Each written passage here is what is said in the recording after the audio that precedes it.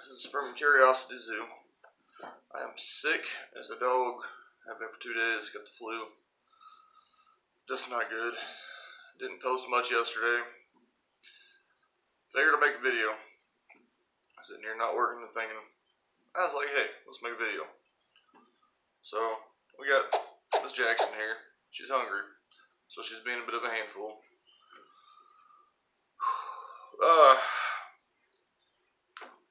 Curiosity Zoo is starting to get bigger. I'm starting to get more people noticing it.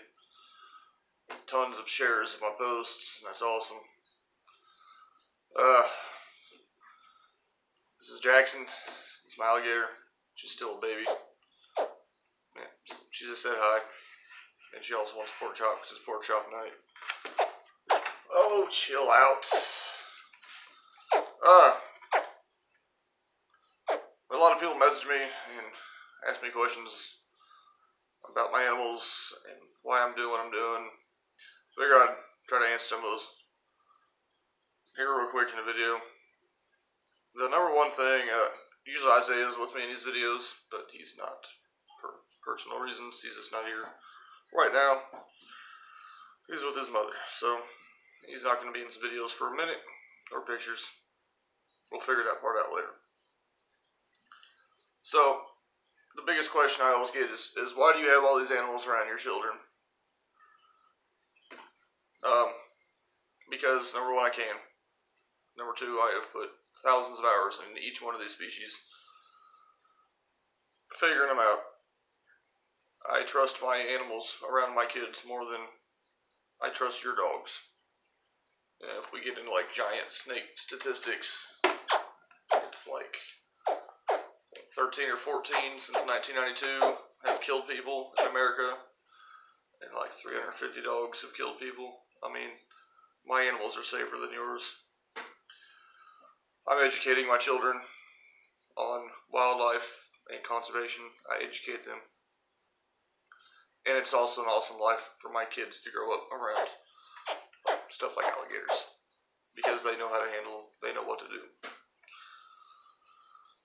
Why do I do this? I've said it's for my community. It's for education. A lot of people that go out here and they kill venomous snakes that are needed in the ecosystem,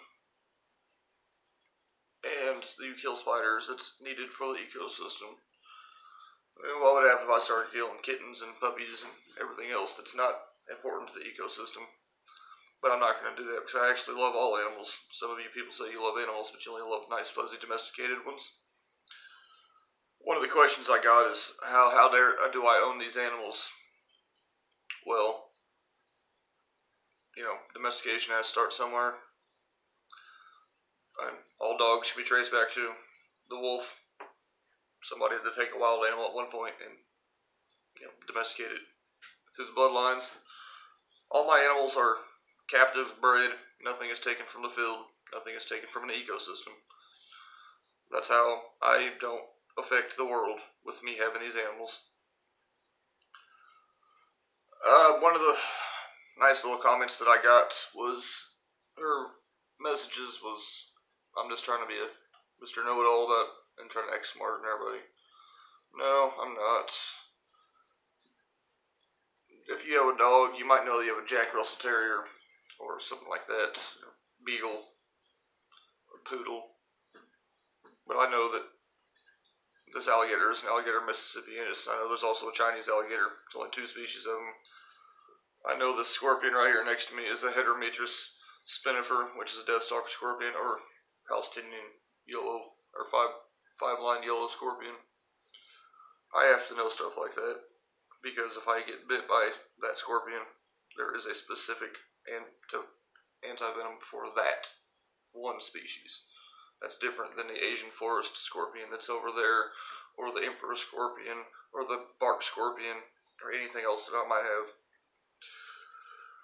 It's just like my giant centipedes, Scolopendra gigantea. It matters to me to know that stuff. Why would I want to educate people on stuff like alligators? They're using crocodile blood to cure diseases.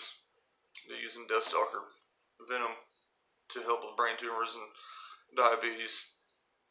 they're using jellyfish to help people with Alzheimer's. That's why people like me keep these animals, and we learn about these animals. There's no real school to tell me what this animal's going to do. It's all hands-on. And I just feel like crap, and I'm making a video for the zoo.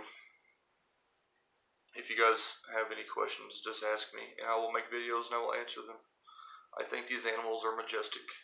Now, I'm loosely holding my alligator here. I'm not hurting it. She is just a little pissy right now. She said steak night. Is it steak night or pork chop? I have to go look.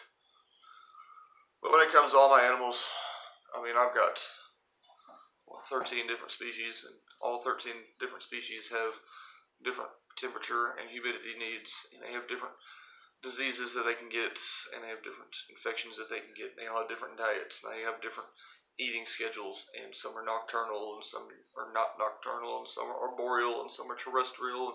That's all a lot of stuff that I have to learn, and I want to educate people on these animals.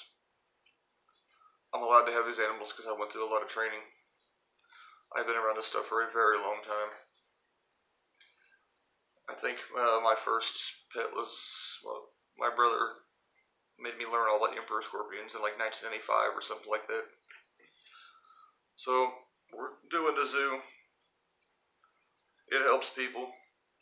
It helps me with my depression. It helps me with my anxiety. It gives me something to do. I think these animals are awesome. I trust these animals more than I trust people. I really do.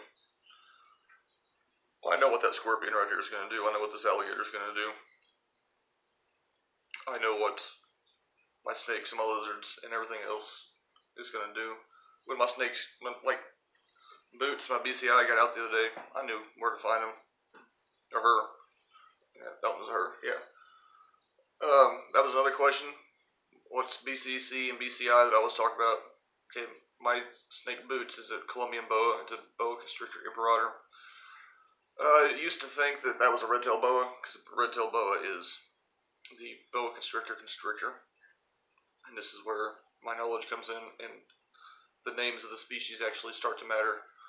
You have the boa constrictor, and they used to think that what is now the common boa, the BCI, was kind of like a subspecies, but then they found out it's a whole different species. So you have the boa constrictor, and you have the boa constrictor imperator.